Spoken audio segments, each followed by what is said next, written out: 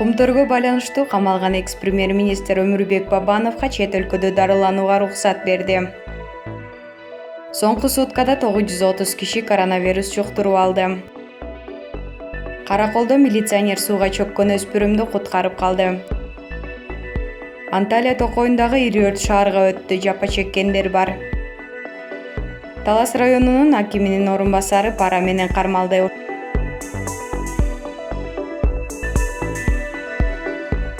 Бишкектин 1-май райондук соту Кумтөргө байланыштуу камалган экс-премьер-министр Өмүрбек Бабановдун баш коргоо чарасын өзгөртүп, чет өлкөдө дарыланууга уруксат берди. Улуттук коопсуздук кызматы Өмүрбек Бабановдун саламаттыгы кескин начарлап кеткендиктен сот анын бөгөт чарасын өзгөрткөнүн билдирди. Атайын кызмат тараткан маалыматта саясатчы четте дарыланууга муктаж экендиги айтылат. Бабановду камакка кармоо мөөнөтүн узартууну кароодо анын ден соолугунун начарлап кеткендигин жана республикадан тышкары жактан медициналык мекемелерде дарыланууну талап кылган оорулардын бар экендигин көрсөткөн медициналык документтер дагы алынды. Бишкек шаарынын 1-май райондук соту Бабановдун баш коргоо чарасын өзгөртүп, чет өлкөдө квалификациялуу медициналык жардам алуу мүмкүнчүлүгүн камсыз кылуу максатында ал камактан бошотулду деп жазылат маалыматта.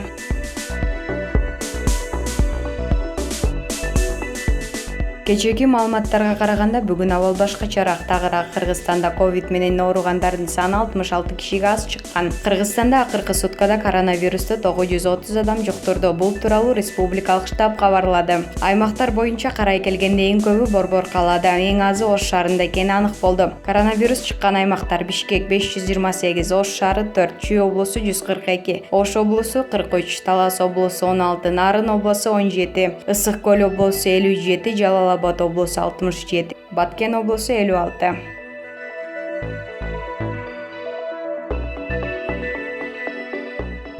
Ысык көл облустук ички иштер башкармалыгынын кайгылуу милициясынын кызматкери Акылбек Токталиев сууга чөгүп бара жаткан өспүрүмдү куткарып калды. Бул тууралуу облустук милициянын маалымат кызматы кабарлады. Окуя кечээ 28 июлда Токталиев кесиптештери менен шаардагы коомдук тартипти көзөмөлдөп жүргөн маалда болгон. 14 жаштагы өспүрүм тең туштары менен көлдө алыс эмес аралыкка сүзүп жаткан. Бирок жээктен алыстагандан кийин чөгө баштаган. Баланын муну байкап калган карындашы тегерегиндегилерди жардамга чакырган. Милиция кызматкери пляждагылардын ичинен биринчилерден болуп жардамга барып, кийимин да чечпестен сууга секирген. Ал экинчи жолу суу астына чөмүлүп издегенде гана өспүрүмдү тапкан. Аны көтөрүп сүзүп жээкке чыккан деп айтылат милициянын билдирүүсүндө. Ал жерден өспүрүмгө биринчи медициналык жардам көрсөтүлгөн. Милиция кызматкеринин туура жана ыкчам аракетинин натыйжасында бала аман калган.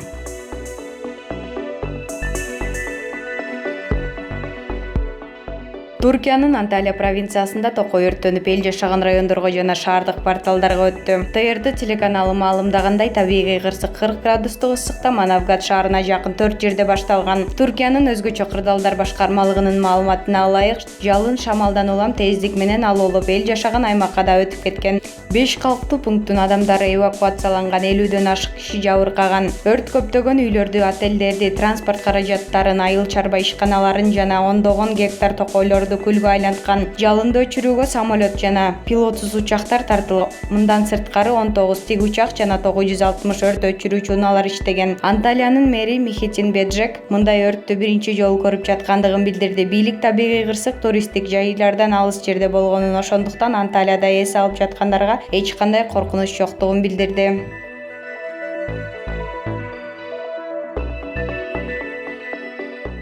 Талас райондук мамлекеттик администрациясынын башчысынын орун басары пара алып жаткан жеринен кармалды. Бул тууралуу Улуттук коопсуздук комитетинин басма сөз кызматы билдирди. Атайын кызматтын маалыматына ылайык, Талас райондук мамлекеттик администрациясынын башчысынын орун басары оң чечим чыгарып, ишмердүүлүк ачууга уруксат кагаздарын берүү үчүн 50 000 сом мөлчөмүндөгү акчаны талап кылган паранын 30 000 сомун алып жаткан жеринен кармалган. Ага кылмыш жаза кодексинин 326 беренеси боюнча кылмыш иши козголуп, Талас облусунун ички иштер башкармалыгынын убактылуу кармоочу жайына киргизилген.